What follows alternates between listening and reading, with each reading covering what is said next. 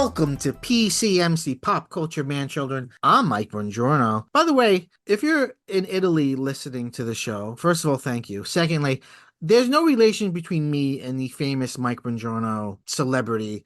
I know there are statues of him. I think he's dead now. Um, he was a talk show host, a game show host, just an all-around huge celebrity.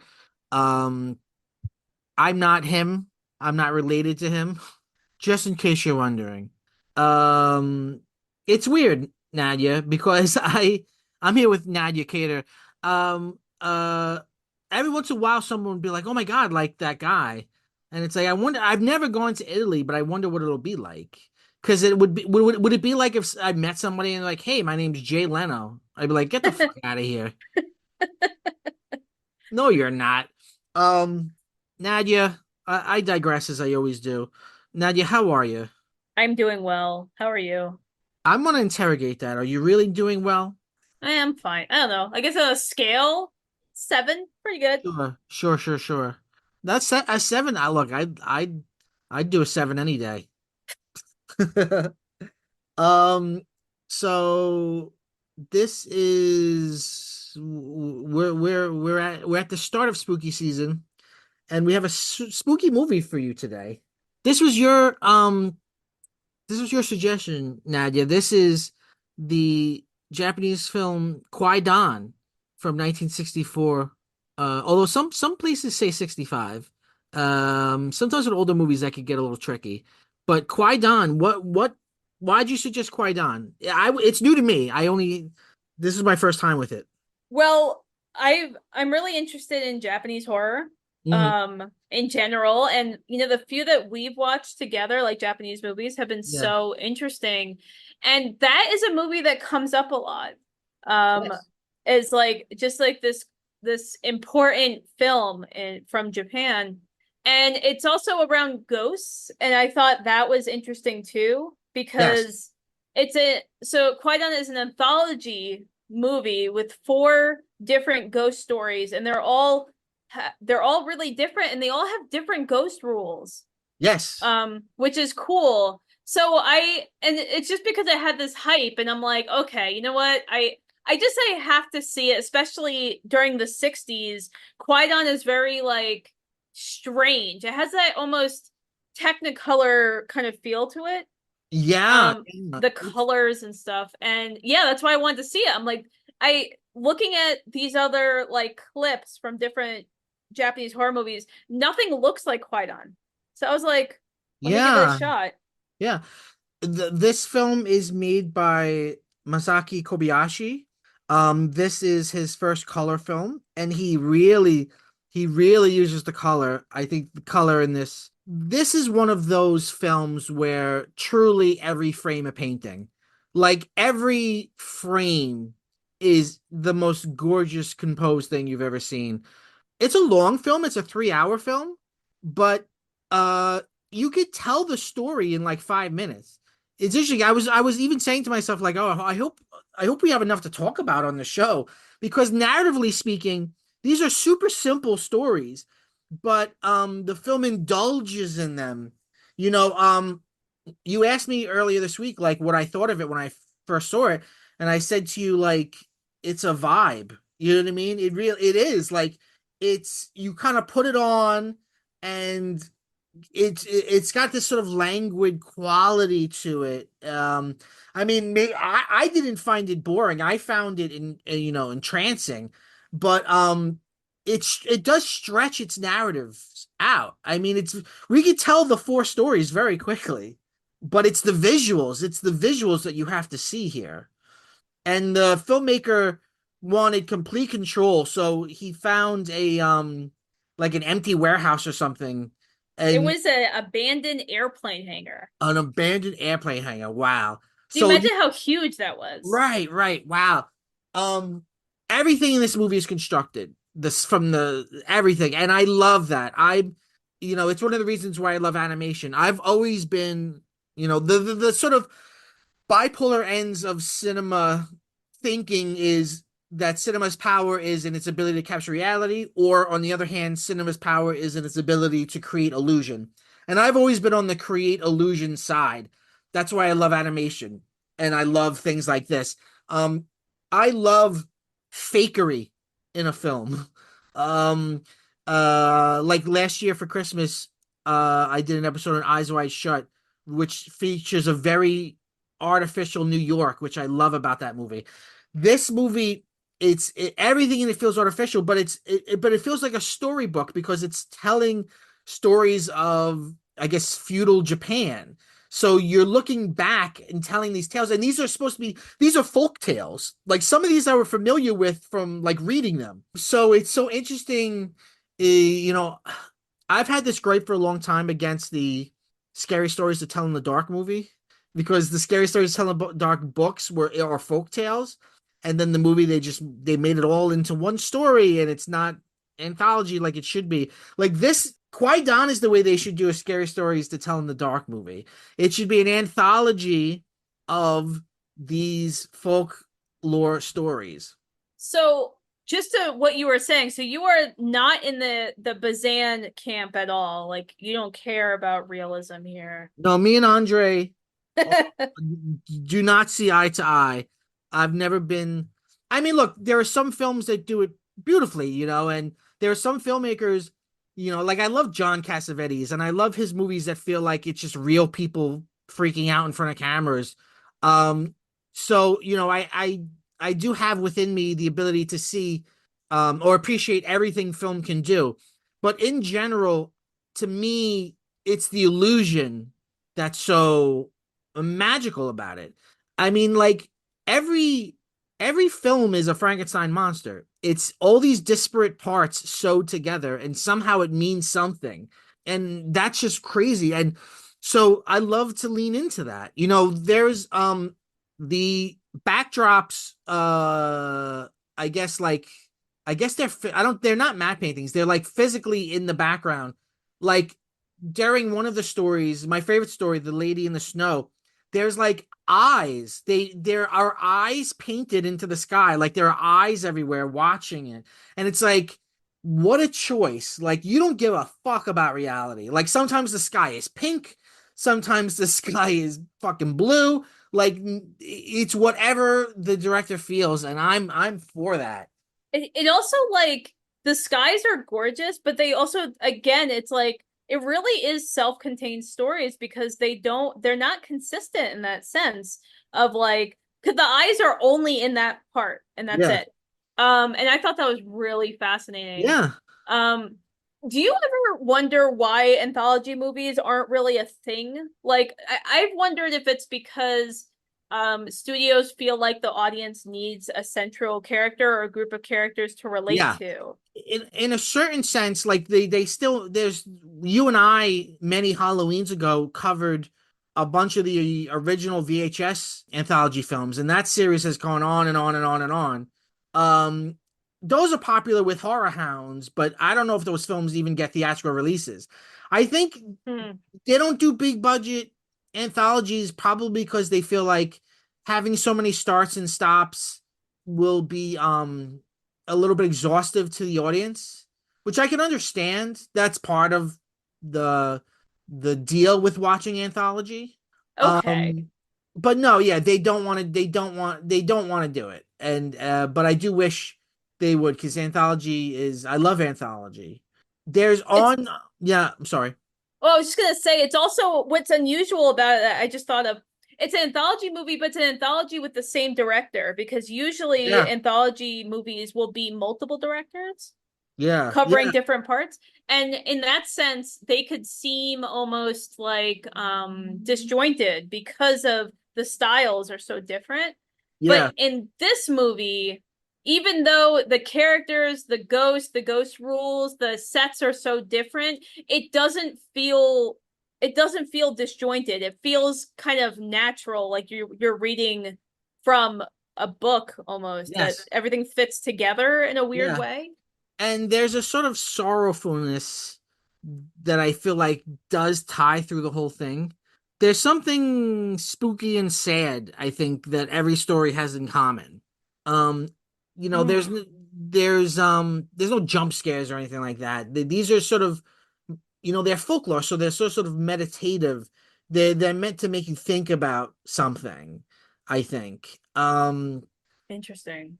You and I both watched this on Criterion Channel, and on Criterion Channel they have an introduction to this film by Grady Hendrix, the author of Paperbacks from Hell and many great fiction books, Final Girl, Support Club, Best Friend's Exorcism. And he makes a point where he says, like, anthology is so good for horror because you're in and you're out. It just, you experience it and you don't have time to really think about it. Hmm. That is a really interesting point. It's sort of like That's short fiction. Like, I feel like you get away with a lot more in anthology. You know what I mean? Like, you don't pick apart plot holes in anthology stories. You're like, whatever, it's a story. It's here, it's gone, it's a story. You know what I mean? Yeah, that's a good point. I was actually gonna ask you about that in general. Like, would you, some people do consider this movie a horror movie. Would you consider it horror?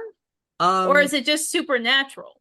I think it is horror, but I think it doesn't fit our contemporary definition of it. Like, I think if a young horror fan who like loves the Conjuring movies and like loves a lot of the shit they see on Shudder, if they're not familiar with Japanese films or films from this time period, they might be bored by it and they might be like, okay, that was kind of spooky.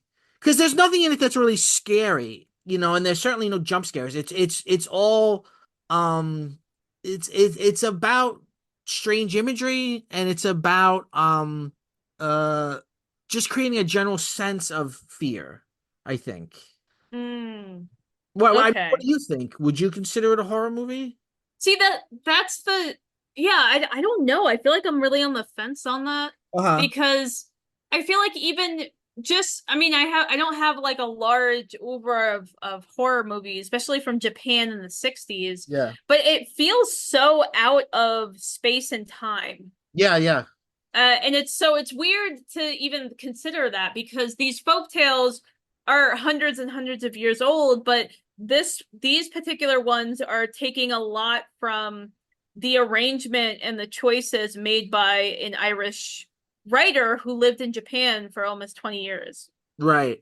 Right? So that's another strange layer to it Yeah, yeah. because it's like yes they're Japanese folk tales, but he's a foreigner coming in and arranging them and making some different choices. Interesting. Yeah. So I don't know if I could even say it. I mean, I feel a little more comfortable in the sense of saying it's it's stories about the supernatural, and it doesn't necessarily, and being about the supernatural does not necessarily mean it's horror.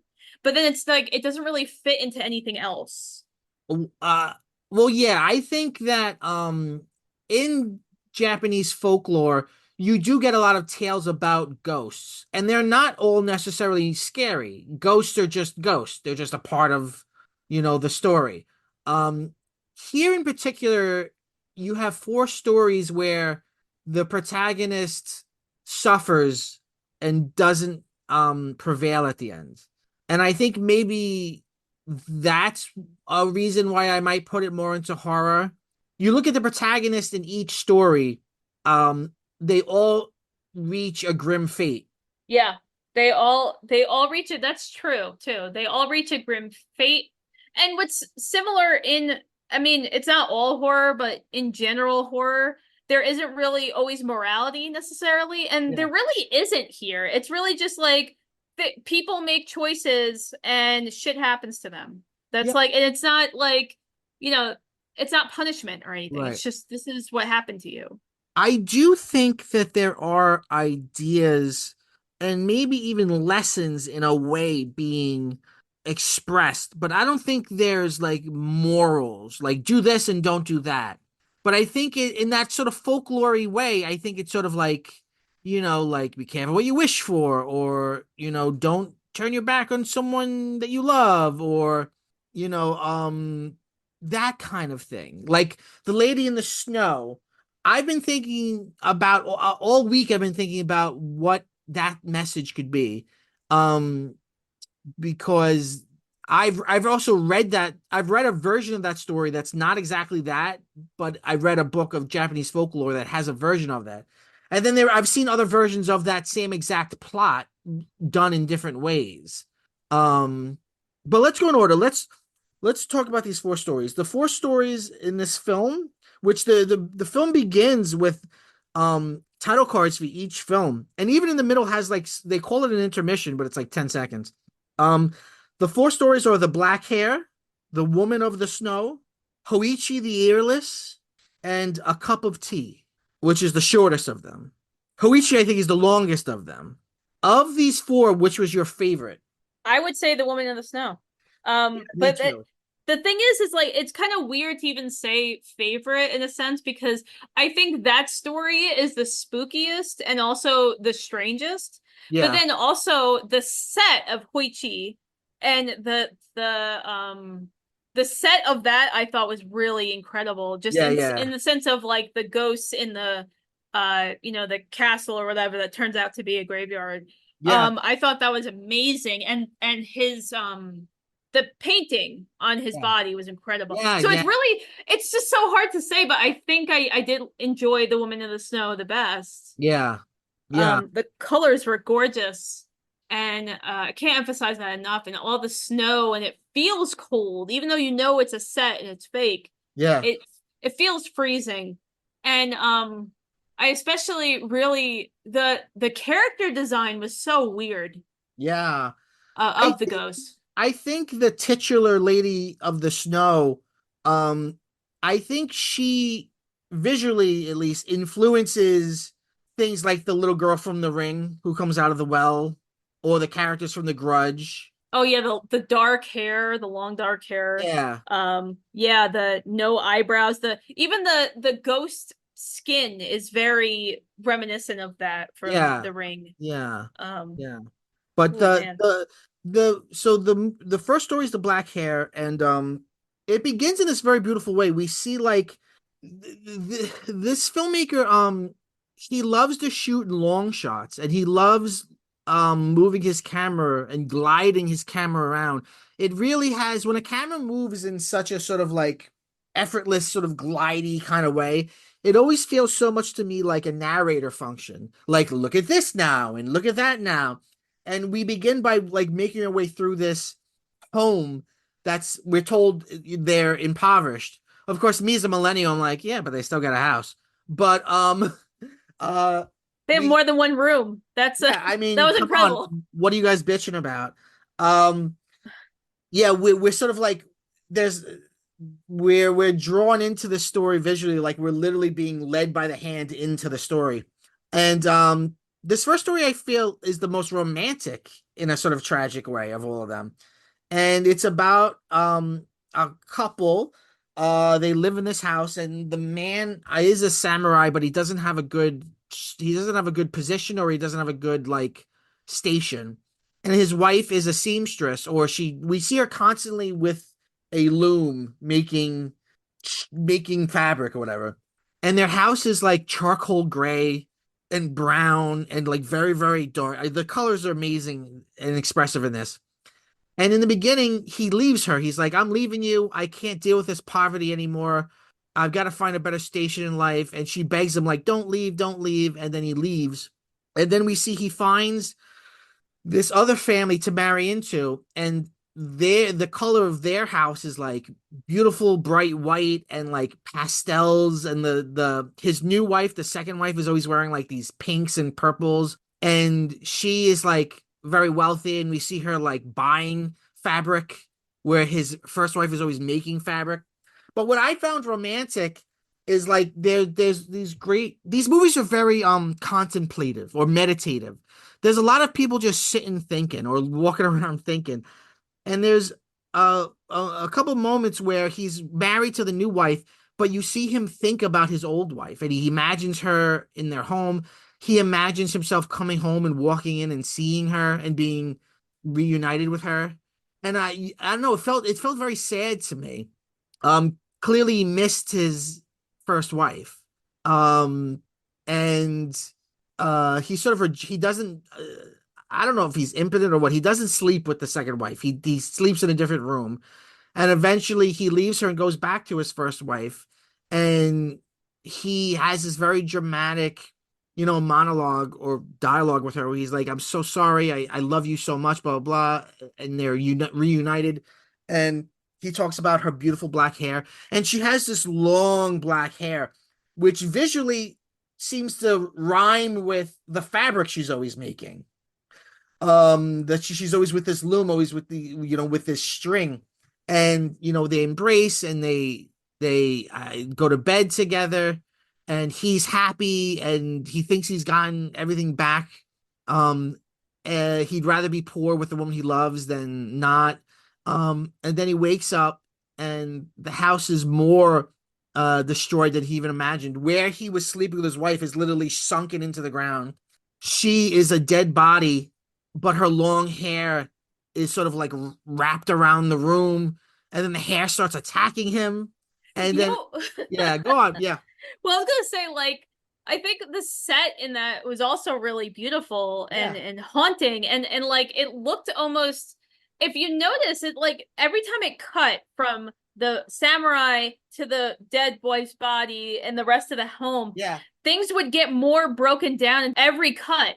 So he aged, like yes, his hair changes, and then it starts eventually starts falling out, and his makeup changed, and yeah, his the lighting changes significantly. It's very stark yeah. and gray, and the wife is a corpse. Cuts to him being horrified. Cuts back, she's a skeleton. Then it does it again, and then this time it's just the hair. Mm. And I was like, this is so weird. And it's like the house is just like deteriorating as he's running away from the hare who keeps like coming around him and touching him. And that was the thing that he embraced too, which was interesting. Like, because that's what he was thinking about. He's like, I miss my first wife, I miss her long black hair. And then that's the thing that haunts him. Yeah, yeah. And this filmmaker has a really interesting visual motif that he does a lot, which he shows people from the back. He shows people turned away from the camera. Um, and when he imagines his wife, he often imagines her from the back, and you see her long, long hair. We should say that the sound in this film is incredible, and the music is incredible. In this last moment where he's rapidly aging and disintegrating, and the hair is like attacking him, we hear, see, all of the sound in this movie is in this weird mid ground between sound effect and music, because it's musical yet it's sound effect. It's diegetic yet it's not. You hear like these weird like cracking sounds, um and even at You some know, point, it's like, like breaking wood. yeah, it's like, yes, it's like breaking wood, and you get the sense that it's the house disintegrating, but it feels musical. It feels non-diegetic. And at one point, he's like trying to get out of the house, and he's banging on the door, and you don't hear the sound effect of his hands hitting the door, so you're not hearing the sound is dropped out diegetically, and all you hear is the sort of music of the cracking wood. And there's shit like that all over. Like, there's a lot of discordant music, like just a string being plucked here and there. Really amazing sound and music in this movie. And Yeah, it's spooky without like, so I think in general, I of course I have to compare it to like contemporary horror movies. yeah, And usually when something scary is happening, you'll notice like the sounds getting higher and louder and more yeah, intense. But in this movie, that doesn't totally happen. no, It's no, just but it still has that similar effect of this is really unsettling. yeah, And it kind of it puts you in that same place. And I was like, yeah. this is so interesting. So what do you think this story is expressing? Because I found myself asking, because when he goes back home, his wife seems so happy to see him again and accepts him, and they're in love again. And I found myself going, was that her genuine emotion? Or is she setting him up to get revenge on him? Is she behind what happens? Or is it just the fate of what happened to him? Did she die alone in poverty? And so he's seeing her ghost? Like, what's happening here, really?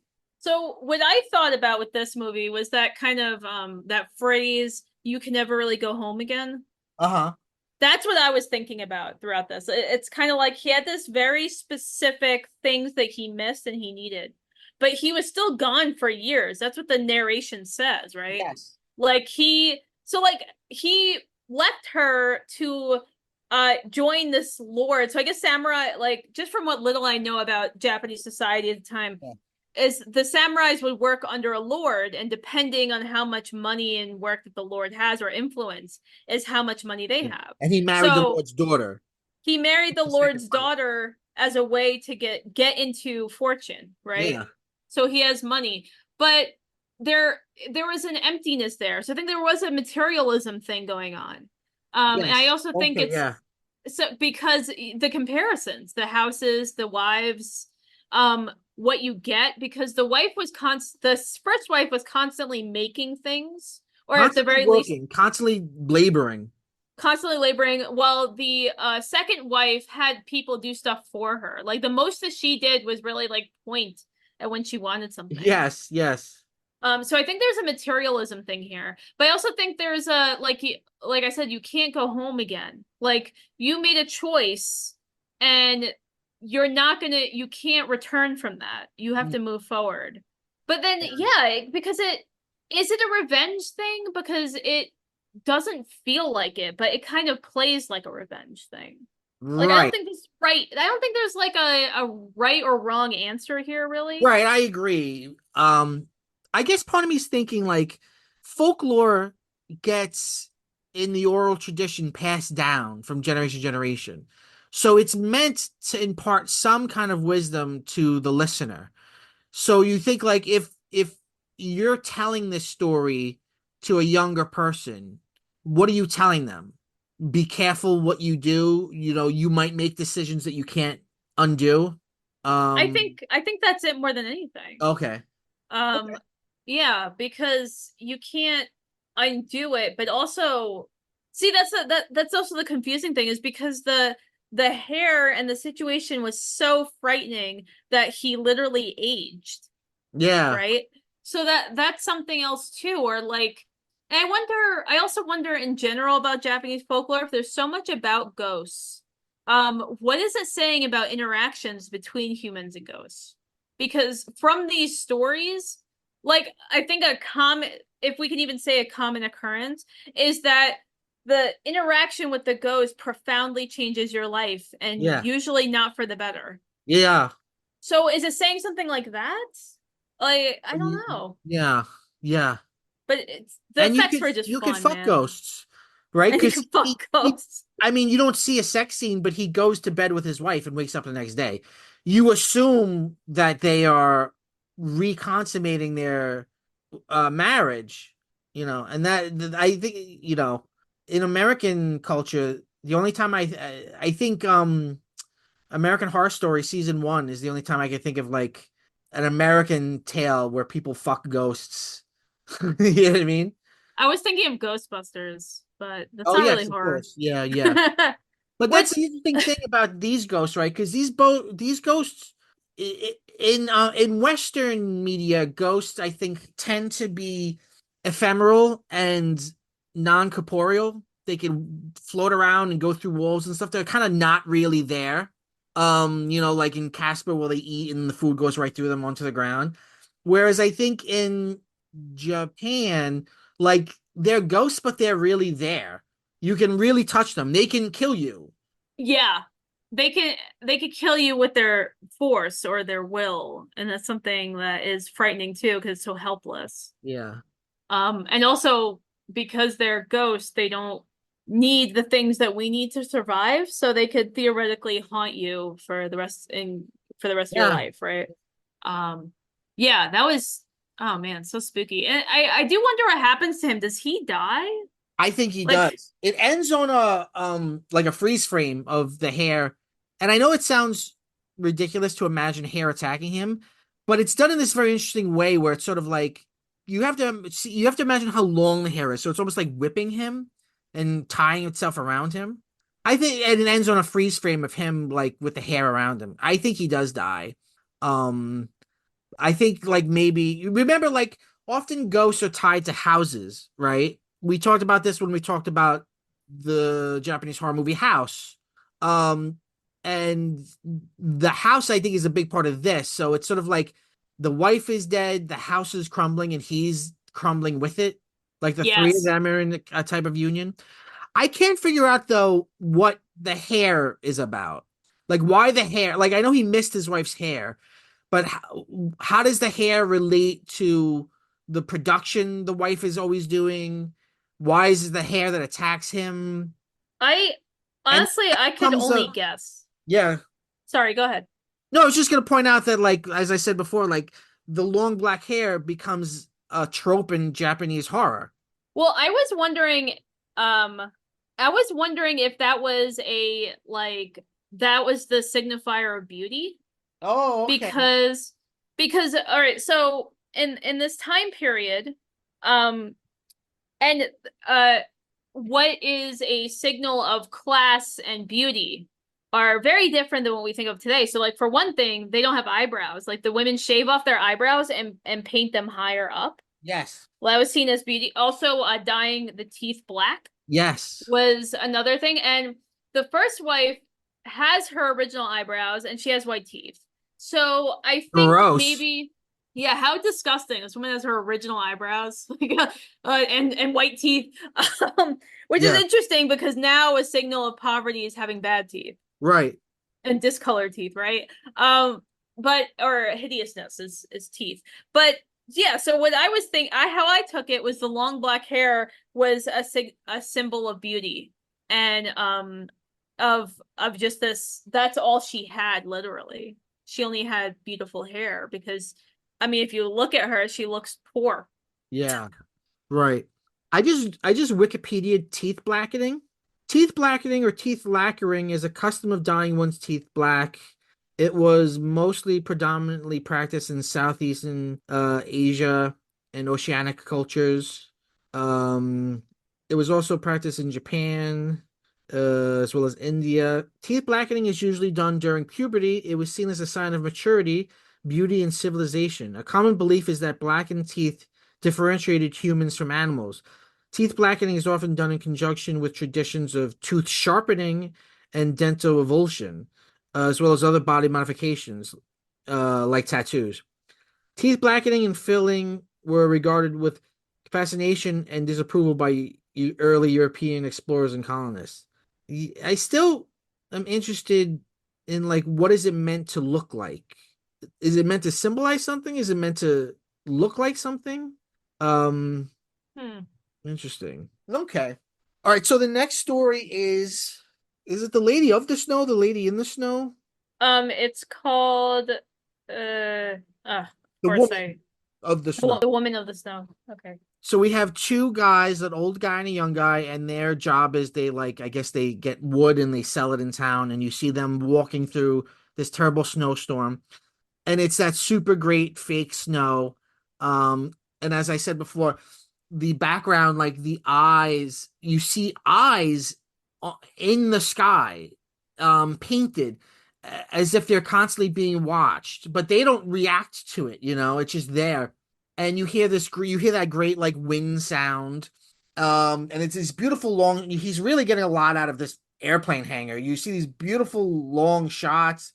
Um, at one point they come to a river and it looks silver. It looks like it's a river of like mercury. It's so beautiful and it's just this is such a gorgeous sequence. And the storm gets really bad and they find a hut to like sort of like stay in. And then this woman appears and she's got like very pale skin and she kind of is floating around. Um and she comes up to the old man and like sucks his soul out, is what we're told. Well, so it kind of like, yeah, or like she uses her ice breath to kind of Okay. take the life or something, like it's kind of vague.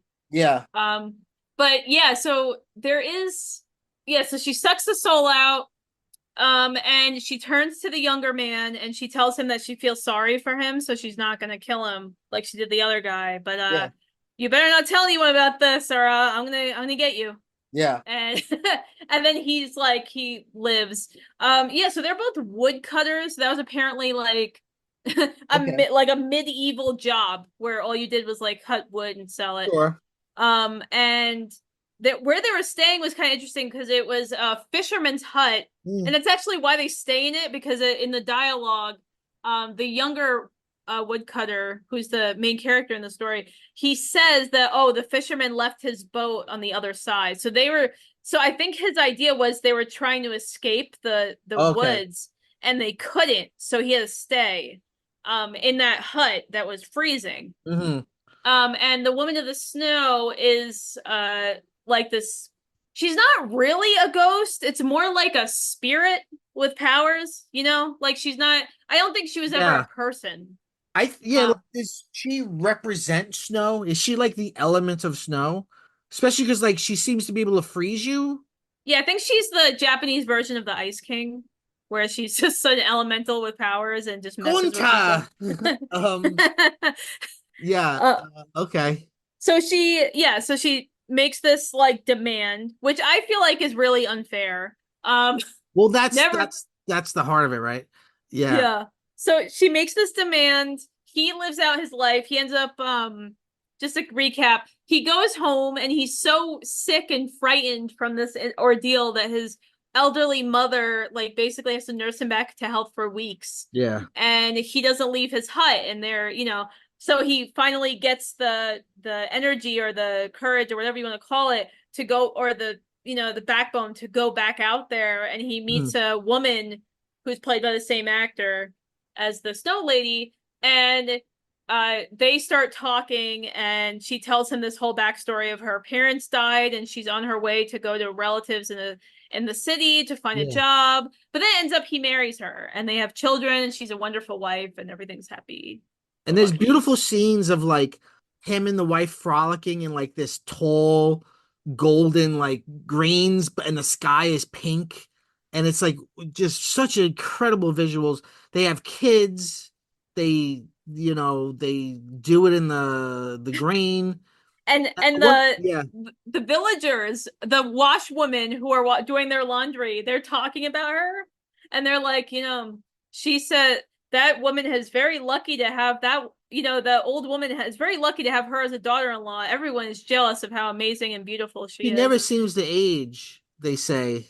Yeah. You know what I noticed but I didn't click until now is like the storm were all the blue eyes and green eyes in the Yeah. sky. But then when he's frolicking with the wife, there's one pink closed eye. So it's like an Ah. eyelid. And it's like, okay. And then later the eyes come back. So are okay. So are the eyes the woman? I don't know. Is that her powers? I don't know. Are we the eyes? Are we the viewers? I Um, don't think there's an answer here. I think it was more like a surrealist approach to it. Like this is weird and we're yeah. gonna do it. Um, So but one like day he's at home and he's made his wife and children for New Year's. He's given them a gift of new sandals. And he's looking at his wife and beautiful visual. The He's looking at his wife and then the color drops out. The lights go out. Again, this is non-diegetic.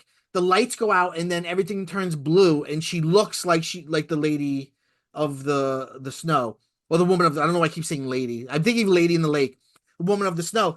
And he, for the first time in his stupid life, he realizes he looks exactly like that woman. Um, and then the sort of blue light goes away and we come back to reality and she's like, "What's the matter?" And he tells her the story, and then she's like, "You motherfucker. I told you you can never tell anybody." And she leaves.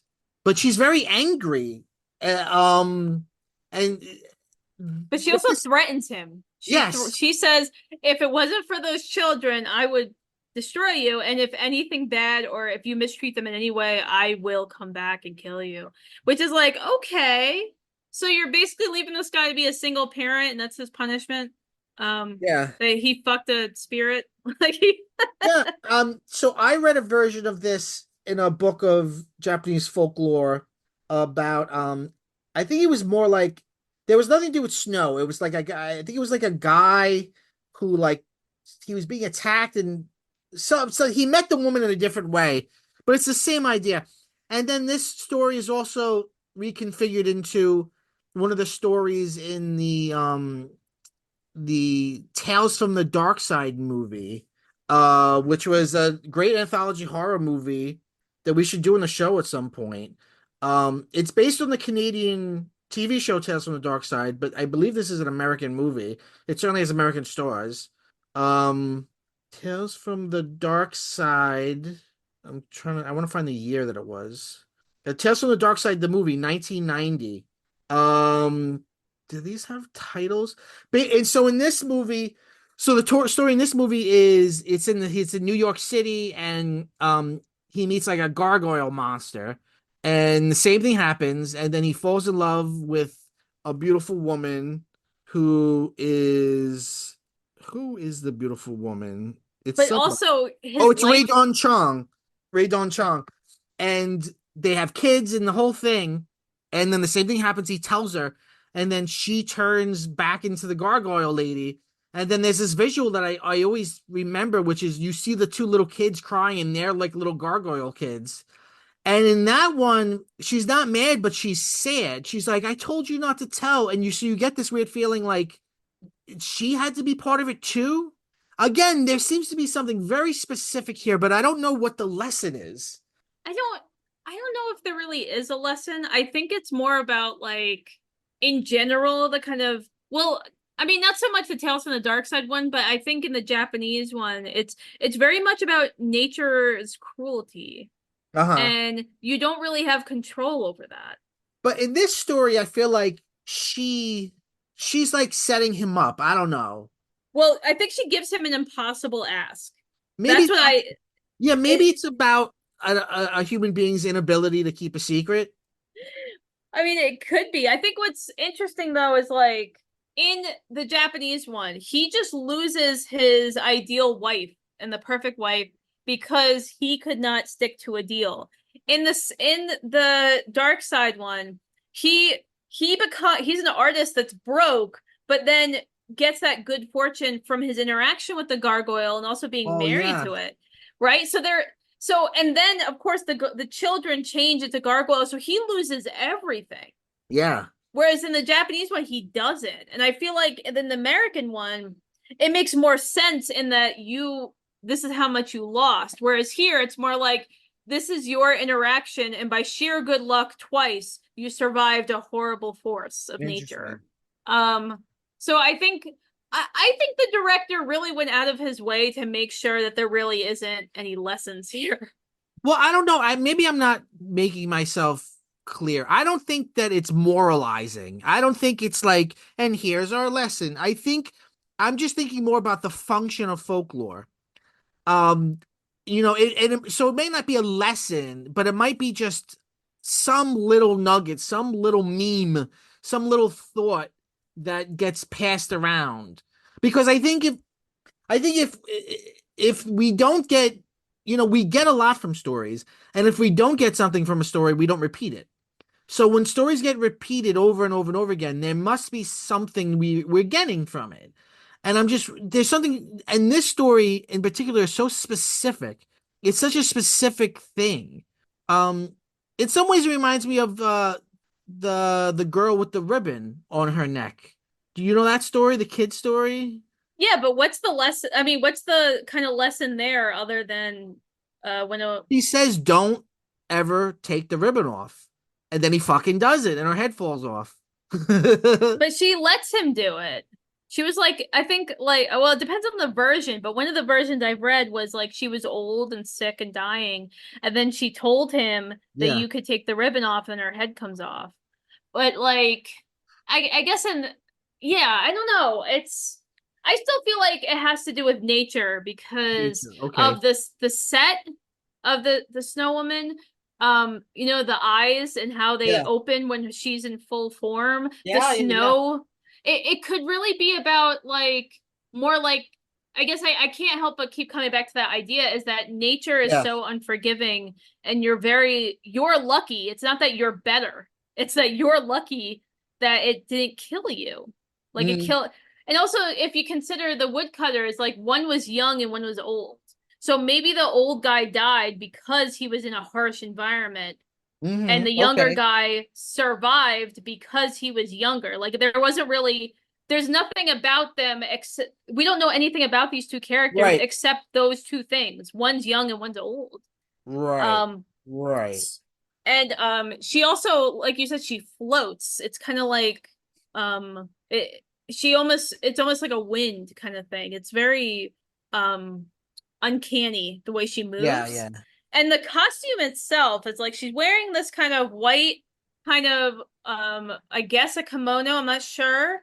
But like the way the sleeves are so long and wide that you just see her like hands come out and it kind of makes her arms look shorter than they should be. Yeah. Like that in itself is uncanny because she looks humanoid, but also Uh, very clearly not human. It's almost comical in a way if it yeah. wasn't kind of creepy. Let me ask you what a similar question to what I asked you with the last story, which is the lady, the lady. Oh my God, I'm sorry, the woman. What is forget about the American one because it is different in this story in this film. Is it a setup? Is it? Does she really love him when they're together? Is she always waiting for him to fuck up so she can leave? I think it's a setup because I think it's also like if you think about what people said. So like his mother also talked about how great she is and how she's an incredible daughter-in-law Uh-huh. and mother to their children, as well as the washwoman too. So separately, people are like, "You're amazing," and I feel like she's like the ideal wife because she wanted to take that away from him. She wanted to give him something and take it away and make him feel bad about it. But if And he never told, she would have stayed the whole time. well, maybe she knew that he would tell. She knew that he would. Because it's such a terrifying event. I And feel like if I don't have kids, but I feel like if I had a son and my son was like, um, oh, I have a big secret and I was thinking about telling my friends, I'd be like, son, sit down. Let me tell you the story of the woman of the snow. And then at the end, I'd be like, and the point is, nobody can keep a fucking secret. yeah, yeah, I think she's a jerk. I have all the Okay. ghosts in this movie. I think she's the biggest jerk.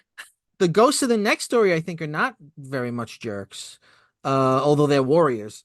So now there's a title. We see a river, um, or water, running water, and then we see a title on the screen that says intermission. And I thought it was going to be like a minute, but it's not. It's like 10 seconds, and I was like, did they cut something out? Is it just like you can't even go and pee in that time? So I was really surprised by that. Um, but there is an intermission, and then we get to what's the longest story in this movie, Hawachi the Earless, Huichi the Earless, Yeah, it's like Koichi. Huichi. Uh, Um, the earless. I think that's the closest we're gonna get tonight. They're yeah. not native Japanese speakers. I don't know. I would say that the ghost in this one. I mean, it really depends though. So actually, let's get into the concept here. What's the story frame, Mike? Um, well, this one is interesting because it begins with a long prologue. We learn about this battle, and we see this big painting or tapestry, whatever it is, of a battle, and then the camera will zoom into the tapestry, and then we'll transition to live action images, as if like we're seeing a tapestry come to life. And we see all of these boats at sea, and they're not like big boats, they're like tiny little boats that like two people could be on. And there's all these vibrant colors. Um, and it's these people. I guess they're different. I wasn't I got a little lost here. I guess they're different sects or whatever. They're different groups fighting for each other. And there's a baby there that they call the infant emperor, and he has like these carers that are with him, and basically like it's a super bloody battle. Everyone dies, and then the woman holding the baby emperor jumps in the water and kills herself, and everyone follows her. So basically it's like this is historic. And by the way, if this is real history, I apologize for fucking this up so much. It's basically it's beginning with this historical tale of like this great huge battle where many lives were lost. And then they say the sea was haunted for 700 years, and hikey crabs that have human faces on their shells. It looks like human faces on their shells are haunted because of these people. Um, and but so then we get to the and this goes on a while, but then we get to the next part of the story, which is Huichi. And Huichi is blind and he lives and works in a uh A monastery. yeah, yeah, monastery. Yeah, right. There are monks around, um, and he's sort of like a servant there. That's his life. Um, he plays this stringed instrument. I forget what it's called. They refer to it a couple times. It's do I have it written down? Biwa. I don't know if I'm pronouncing that right. Biwa, which is a plucked string instrument, kind of like a lute. Yes, yes. Um, and he plays that beautifully. And one day he's playing it, and a ghost of like a soldier comes up to him and says, like, come with me. I want you to play at this reception for these important people. And he does. Um, and everyone at the monastery sort of sees like well, he looks very pale. He looks like he's tired. Like he's been going out every night in the middle of the night. We don't know what he's doing. And the head monk or the head priest is played by Takashi Shimura, who was Dr. um uh what's his name? He's protagonist in the original Godzilla. Um and it goes on for a while. Like there's a repetitiveness of these stories. And he keeps going out. There's some interesting moments of impressionism where like we'll see a close up of Huichi's face as he's trying to figure out what the noise around him is. But since he can't see it, we can't see it. It's interesting sort of subjectivity. Um, let's see. The ghost comes back for him and tells him to come with him. And the ghost tells him you can't tell anybody where you go. You see it taking a physical effect on Huichi. Um, one night, uh, he goes out and we see where he goes, and it's like this it's a graveyard, right? It's like a cemetery. But what he perceives or perhaps what we see is like all of these different soldiers and then it's all the different sides of that battle. It's basically everybody from that battle on every side. And the song he's playing on his instrument is telling the tale of that battle. So they're like, tell us the tale of it. So he sings it for them. And then there's some really beautiful imagery and there's some interesting things like when he talks about them, because I think he sings with it too. When he sings about them dying, you then see the ghosts are all like splayed out on the stage, like looking dead. And it's just really interesting stuff. And two of the monks or priests or whatever, they follow him because they're like, we want to see where he goes. And the flame from their torches comes off their torches and starts like floating around on its own. It's kind of like a will-o-wisp, like you're Yes, seeing yeah, that glowing. Yeah. So they see that, they're frightened, they're freaking out, and Huichi's like, what are you doing? I'm performing for the court, and like this right. tale is so long, it takes multiple days for him to go through Yeah, it. yeah, So and that's when, they bring him back to the main priest, and the priest tells him like there's nothing there. You're not in a court. You're in a graveyard. And I feel like that was like the ooh. I yeah, think yeah. in a weird way it was kind of similar to like, do you remember The Haunting of Hill House, where the Mhm. father is in the car and he's arguing with his son about like their childhood, and then he's Yeah, like, you keep writing about a treehouse. There was never any treehouse, and it's all like, woo, yeah, yeah, yeah, yeah. it was never there. Right, right, right, right. And I loved that. I was like, ooh, it's spooky. And they Yeah, they also make a note that ghosts will control you and kill you, or they'll take your spirit or take your right. body, and that's what they're doing, is You they're can't, taking your body. right, you can't, almost like fairies, like you can't um answer their requests because then they'll drain you. And that's what they're doing to him. They're sort of draining him. So they're like, okay, here's what we're gonna do. We are going to paint all over your body the heart sutra from Buddhism. Um, so his whole body is covered in Japanese characters. And they're like, this will make you invisible to the ghost.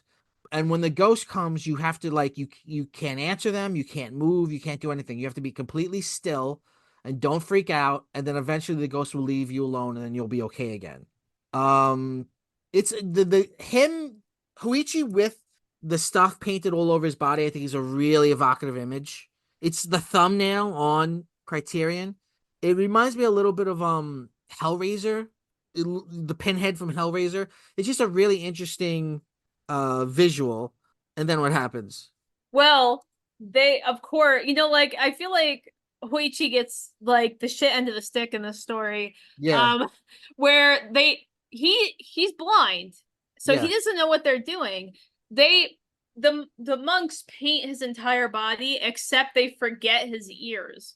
That's why it's called Huichi the Earless, even though we're introduced to this character as he's blind. yeah, And what happens is when he's standing completely still and ignoring the soldier that comes back to call him, is that the soldier sees his ears floating there. yeah, Not yeah, doesn't question it at all. It's like, oh, well, he's gone and you just leave these ears. Well, I better bring this back so they at least know I did my job.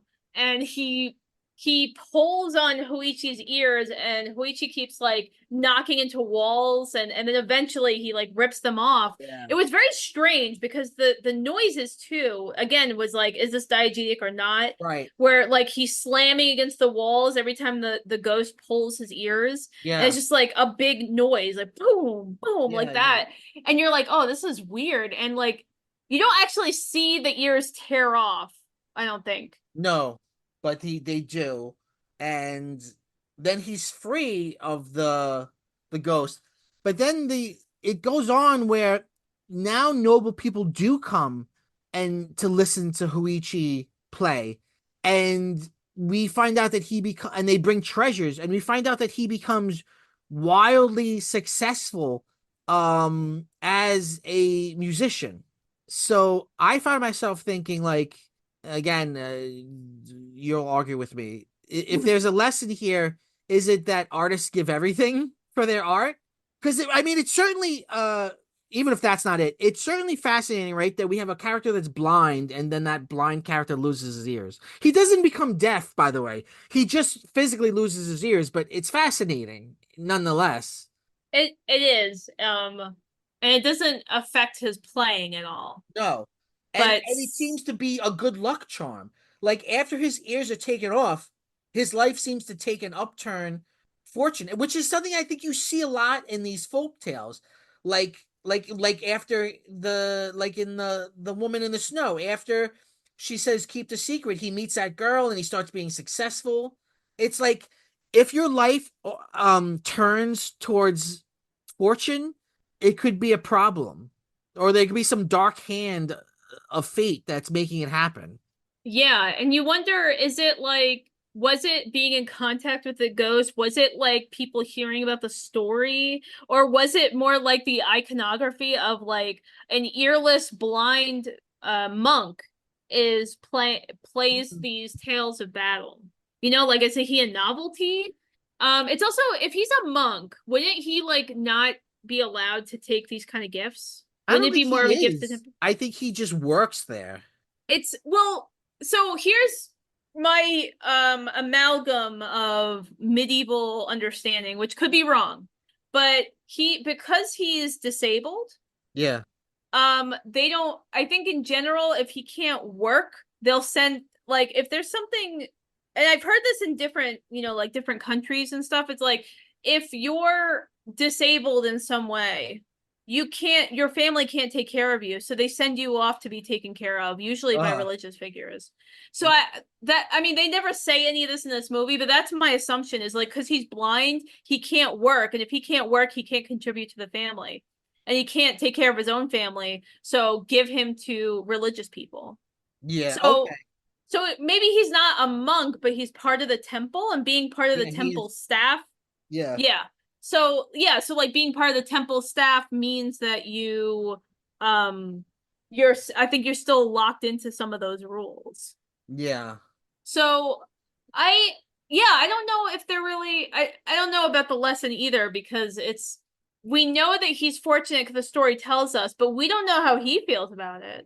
Right, that's true. Like we don't know if he accepts his fate, if he is upset, if he's happy. We have no clue. He just plays. Yeah. And that's all he You does. know, I said before that all of the protagonists come to grim fates, but he kind of doesn't. Other than losing his ears, which is a painful ordeal, um, he's probably the only character that his interaction with ghosts betters his life, at least in one way. Yes. Except the painful ordeal, which is Right. like they were ripped off. So that Yeah. is like imagine the force of that versus being cut with something sharp. Like Right. that is Right. something too that's cruel. But yeah, but it's also like I mean, we could still debate if he's better off or not because he still lives at the temple and he still serves the temple. Right. Like it, I mean, yeah, he gets these great gifts and food and stuff, but I mean, is that better? I can't tell. Well, I thought he was better off because his life can be, he doesn't have to fetch pails of water anymore. His life can be music. He can That's a good be point. just a music, he can just do concerts for people, which is what he obviously enjoyed. Okay, that's fair. That's fair. Yeah. Sorry, I was just gonna say you're kind of just left wondering about that. Yeah, of course. Yeah. The last story is the shortest and it has no ending. Um, it's also the only story that has a sort of a wraparound. It has different levels to it because we see a writer writing a book and then we see what he's writing and that's our story. So it's got a framing device. So it's kind of And like a story within a story, you would yeah, say. yeah. And in the framing device, the author who's narrating, and a lot of most of these have some kind of narration, like actual voiceover narration. And the writer narrating is saying something like he tells us that there are tales that have no ending. And I guess there are folk tales that have no ending. And he starts to write this story of a guy who is a guard at a lord's manor, and he goes to drink tea from like this big pail of tea or whatever, and he sees a reflection, a face reflection in the tea, and he throws it out, and then he does it again, and he sees the face again, and basically, and this the name of the story is A Cup of Tea, and we hear when this is happening, we hear like a buzzing sound that sounds a little bit like a fly, but again, it could be music. He's then visited one night by the ghost that he saw reflected, right? Mm-hmm. And he tries to attack it, or he does attack it, and he attack him, and he gets stabbed and hurt, but then he disappears. And then the next night, three ghosts appear to him, one in blue, one in orange, one in green. And they come to say that the first ghost was hurt by him and he will return next month. And then it's like this long fight scene of this guy fighting against these three ghosts, and they're like disappearing and moving, and he can't really get a hold of them. And at one point he does kill them, but they all get right back up.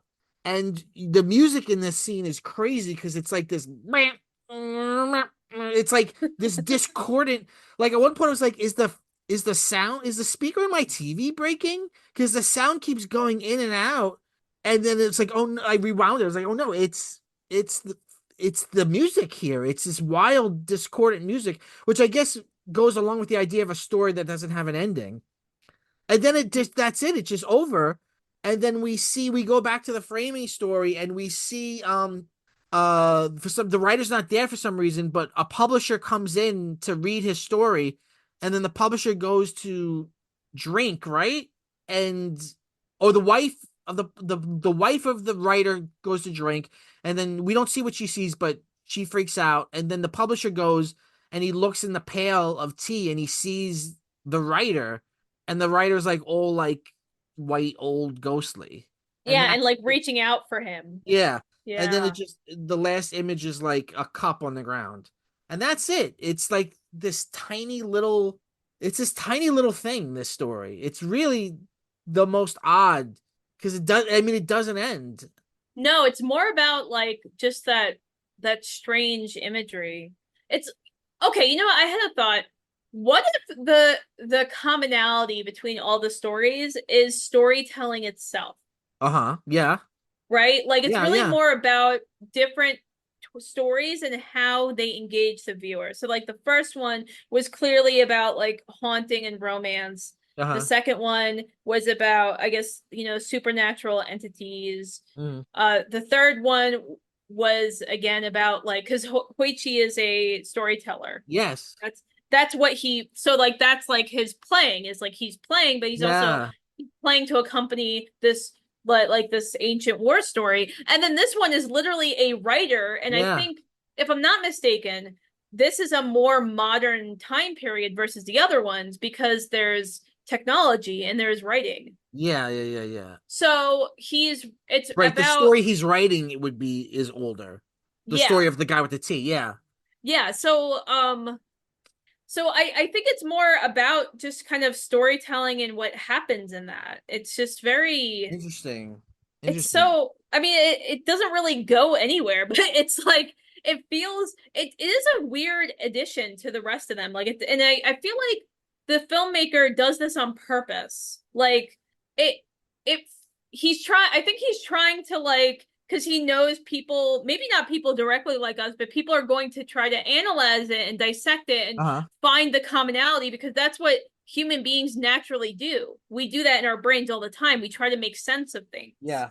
and we make connections. But like here, I feel like this whole movie is that like you can't really make connections here.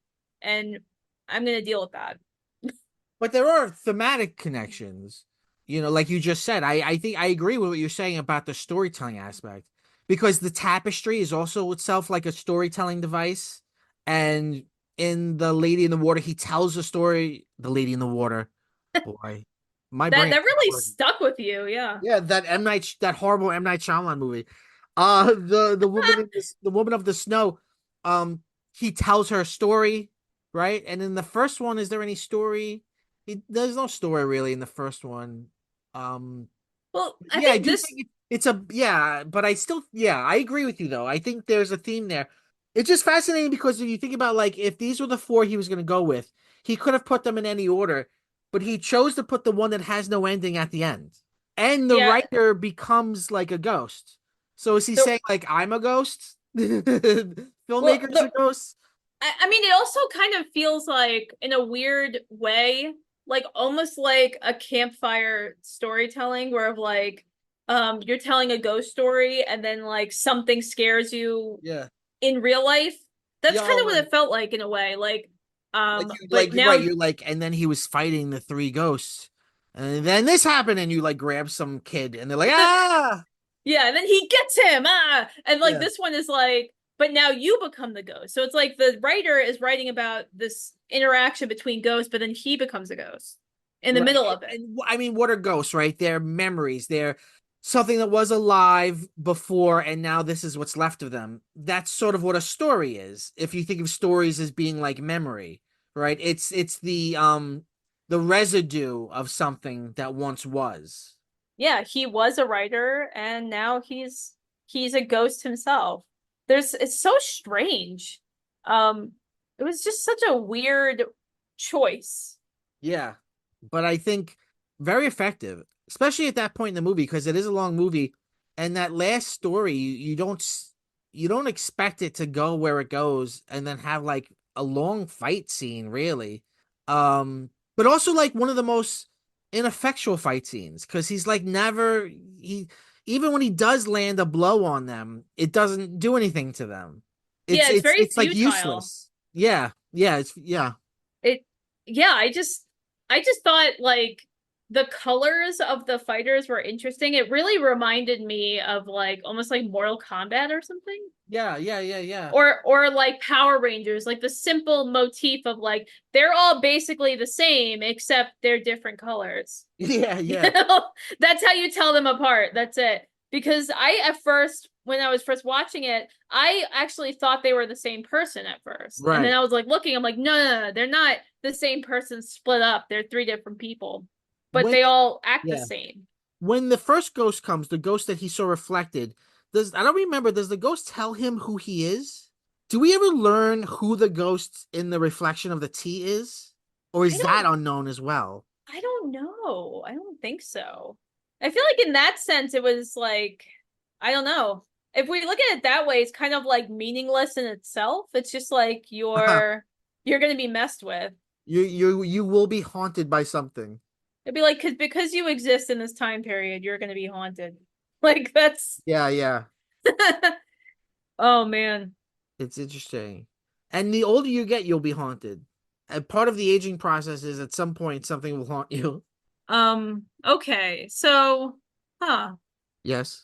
Yeah, no, actually, I was trying to like read if there's like look up really quick. Is there any analysis in a cup of tea? And it's like, not really. It's just the stuff we've been talking about. It's really more like Uh, this is metatextual.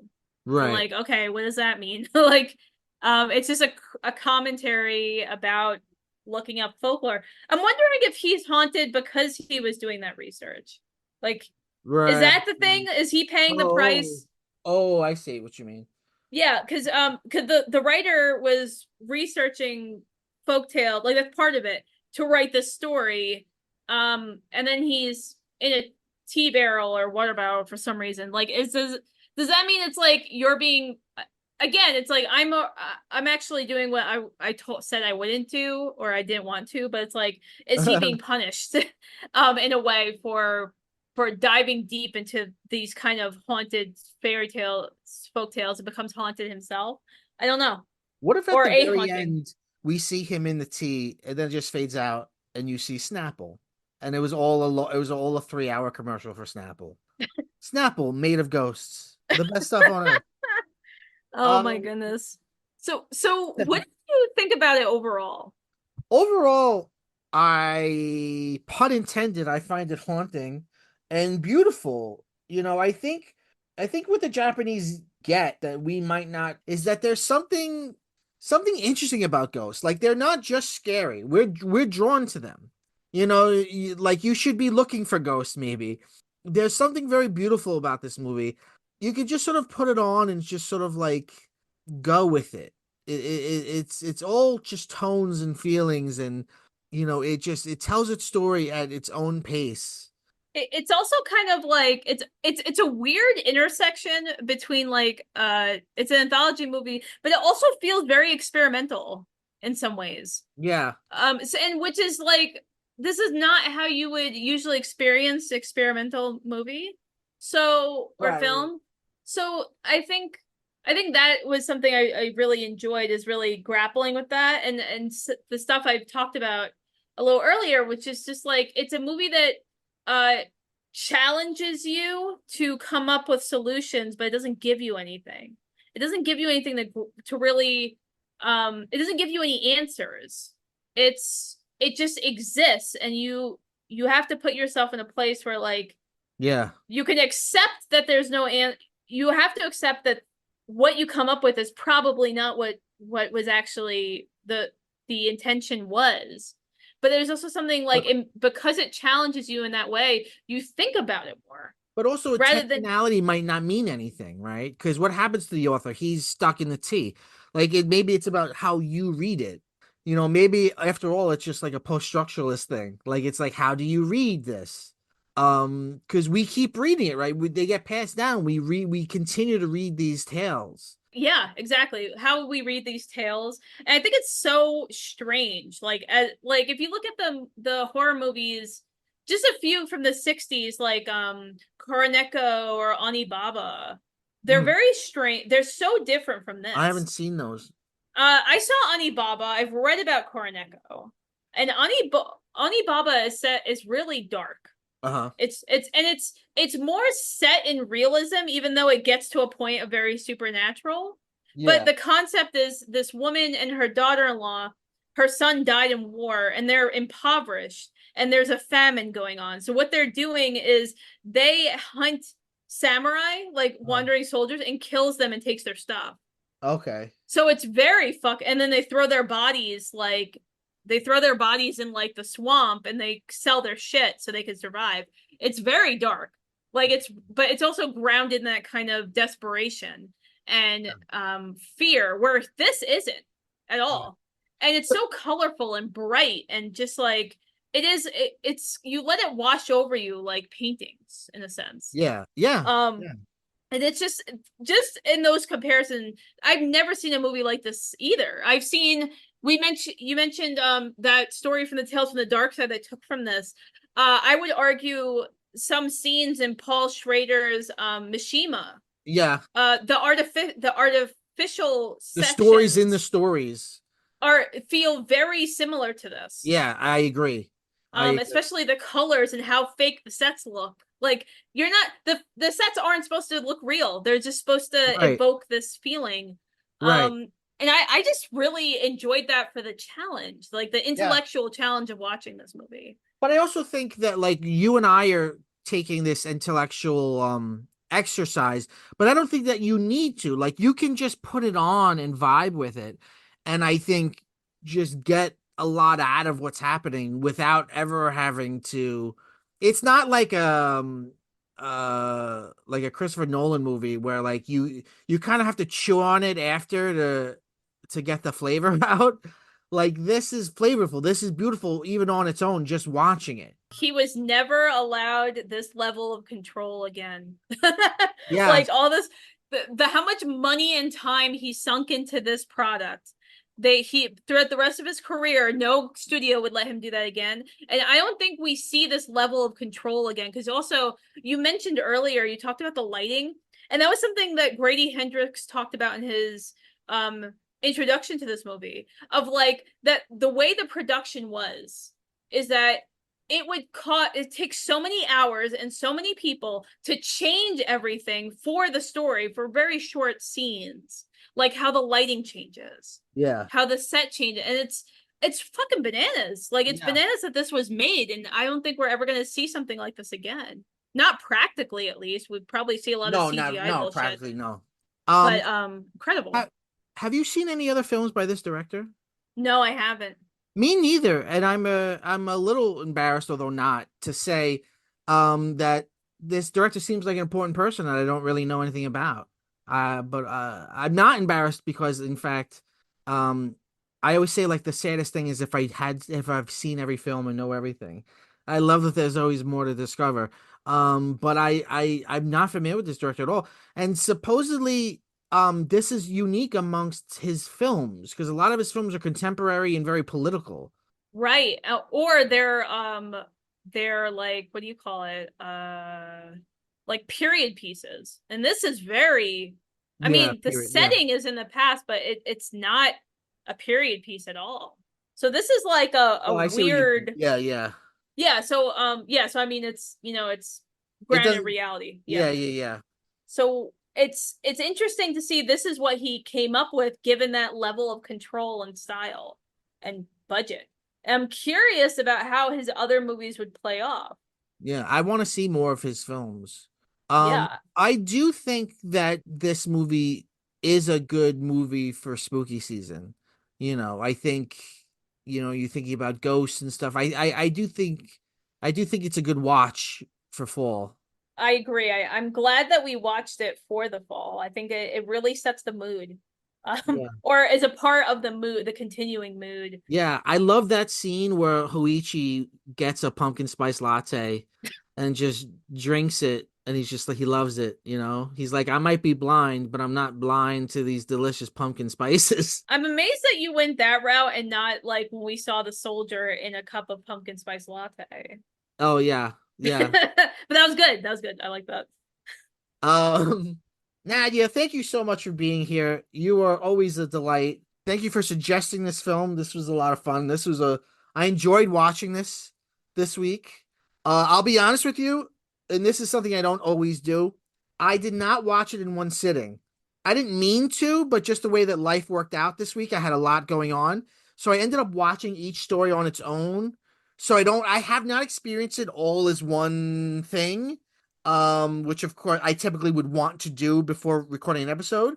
But I have to say, watching each story on its own, I found it delightful. It felt like a TV show. Like I was like, oh, what's this story? I kind of really liked doing it that way, actually.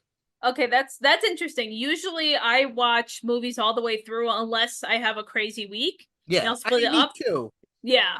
But like for this movie in particular, I watched them in two separate pieces. So I Okay. watched the first two and like exactly how you said, like almost like watching television, like watching two episodes in a row and then being like, okay, I'm going to save this and So you watch two took the episodes. intermission, the intermission that they spoke of. You took it. You were like, I will take a 24-hour intermission and come back.